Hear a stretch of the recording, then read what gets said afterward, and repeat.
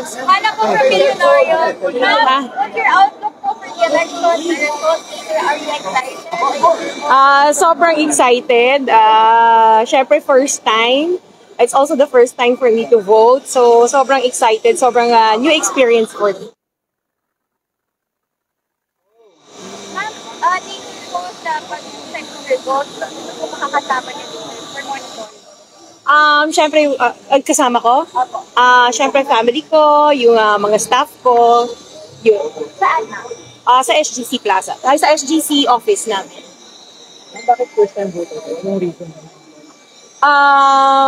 Before, kasi ang hirap eh. Ilang beses na ako nag-try na mag-register. So medyo mahirap. I actually registered sa annex or satellite office ng COMELEC.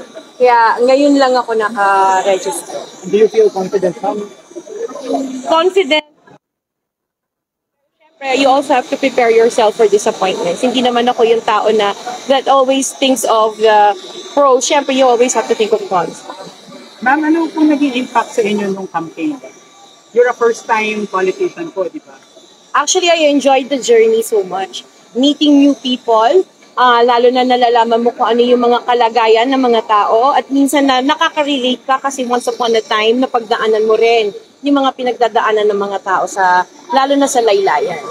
Ma'am, anong feeling niyo po sa results na nakalagay Nationwide, okay naman, no? Syempre, we're choosing new leaders ulit for the Senate lalo and then sa mga party list and syempre dito sa local. So, okay naman, no ano naman. Ma'am, I'll have to ask lang po some things na napulot namin sa social media, no? So, meron pong kumalat last night na yung, actually, publicity material po from your camp na yung babawiin daw ba ni Sara Diskaya yung kanyang ginastos sa kampanya. At ang sabi po dun sa post ay, babawiin pero sa ibang paraan. Ano po yung ibig sabihin niyo? Ako nag-post nun? Ay, hindi, yung Ate Sara Kabataan. Oh, so you see, it's not me that directly posted things like that. No? So this is black propaganda. Somebody must have done it for me. Pero yung every time I go down to explain myself na babawiin, kayo po ba? Okay po, ma'am. Another question po. The question I've been trying to ask you is, pagka po natuloy kayong maging mayor and gagawin na po yung infrastructure projects na pinangako po ninyo, just for the record po, will St. Gerard participate in them? No, definitely not. That's a question that I really don't get. Kasi under RA 9184, no, bawal mangontrata up to the third degree. Sumusunod naman tayo eh. Oo. Ma'am, I'm not sure if you're allowed to answer. You can make no comment. But do you have any comment or reaction to the qualification complaint filed against your opponent in comment here? I don't have a comment. Whatever the results, will you be reaching out to Mayor Vico? I actually, nung Grand Caucus namin, sinabi ko sa mga, interviews ng vloggers ko, may the best man win. No, I am willing to congratulate or shake the hand of the winner. Madidisappoint ako that I didn't win kung sakasakali. Pero at the end, winner pa rin. Guys, pumayat ako. Isang pangarap ko na mula bata pa ako, gusto ko mamayat. Pangalawa, madami akong taong nakilala at natulungan. So, dun, masayang-masaya na at dun ang ng puso ko. So, win or lose, feeling ko pa rin, winner pa rin ako. Okay, last question Ma'am, Dominic from Filster.com, ano po yung pinaka-challenging itong campaign, lalo na first-time politician? Challenging sa campaign. Lahat naman nagawa ko, yung meet and greets, caucuses, house to house.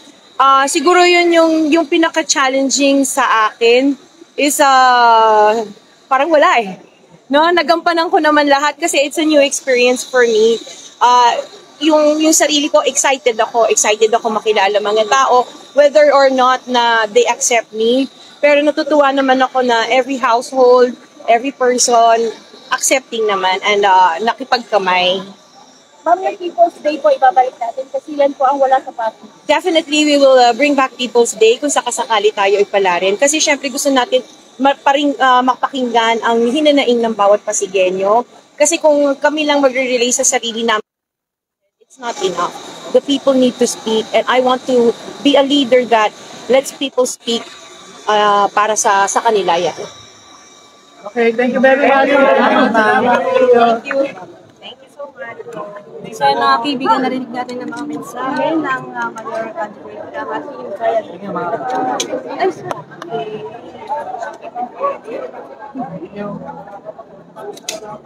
At ayan nga, narinig natin ang ilang sagot sa mga tanong ng media dito kay mayor candidate Sara Diskaya. At ngayon nga ay tapos na siyang bumoto, kaya uuwi na siya ngayon.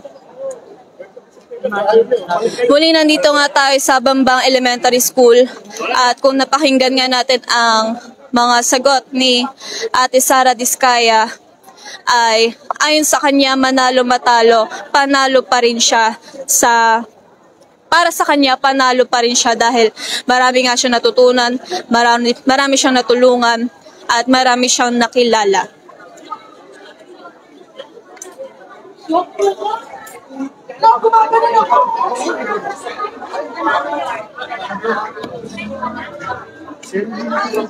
Ayan, makikita nga natin ang dami ng tao na nagsisialisan at nagbabalik at nagkakarating pa lang dito sa Bambang Elementary School.